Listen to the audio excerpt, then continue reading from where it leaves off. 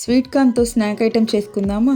Sweet corn ముక్కలను 2 గ్లాసులు నీళ్లు పోసి కుక్కర్లో 6 నుంచి 7 విజిల్స్ వచ్చేంత వరకు కుక్ చేసుకోవాలి.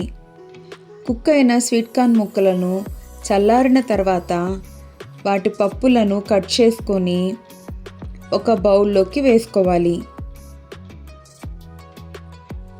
ఈ బౌల్లో నుంచి ఒక 3 టేబుల్ స్పూన్స్ వరకు స్వీట్ కార్న్ ముక్కలను పక్కన పెట్టుకొని మిగిలిన పప్పులను మిక్సీ జార్లోకి ట్రాన్స్ఫర్ చేసుకొని 4 వెల్లుల్లి రబ్బలు 2 పచ్చిమిరకాయలు వేసి పేస్ట్ చేసుకున్న దాన్ని ఒక బౌల్లో తీసుకొని అందులో క్యాప్సికమ్ ముక్కలు, ఉల్లిపాయ ముక్కలు, తరిగిన కొత్తిమీర, సాల్ట్, తరిగిన క్యారెట్ కానీ నువ్వులు కానీ ఉన్నా వేసుకోవచ్చు. అలాగే రెడ్ చిల్లీ ఫ్లేక్స్, జీలకర్ర పౌడర్ కూడా వేసుకోవాలి. ఇప్పుడు వీటిని కలుపుకుంటూ పక్కన ఉంచిన స్వీట్ కార్న్ ముక్కలను కూడా వేసుకొని కలుపుకోవాలి.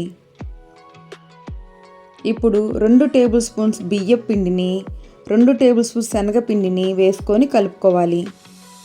ప్యాన్ హీట్ అయిన తర్వాత 1 టేబుల్ స్పూన్ వరకు ఆయిల్ వేసి వేళ్ళతో ప్రెస్ చేసుకుంటూ కట్లెట్ షేప్లో ప్యాన్ మీద వేసుకుంటూ మీడియం ఫ్లేమ్లో అటు ఇటు తిప్పుతూ ఫ్రై చేసుకోవాలి.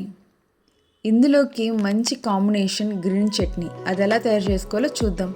మిక్సీ జార్లో గుప్పెడు పుదీనా, గుప్పెడు కొత్తిమీర, అల్లం వెల్లుల్లి పేస్ట్, 1 స్పూన్ షుగరు, తగినంత సాల్టు, 2 పచ్చిమిరకాయ ముక్కలు, 1 టేబుల్ స్పూన్ పెరుగు వేసుకొని మెత్తని పేస్ట్లా చేసుకొని ఒక బౌల్లోకి ట్రాన్స్ఫర్ చేసుకోవాలి. అంతే అండి, హెల్దీగా ఈజీగా స్వీట్ కార్న్ కట్లెట్ రెడీ అయిపోయింది. ఒకసారి ట్రై చేయండి.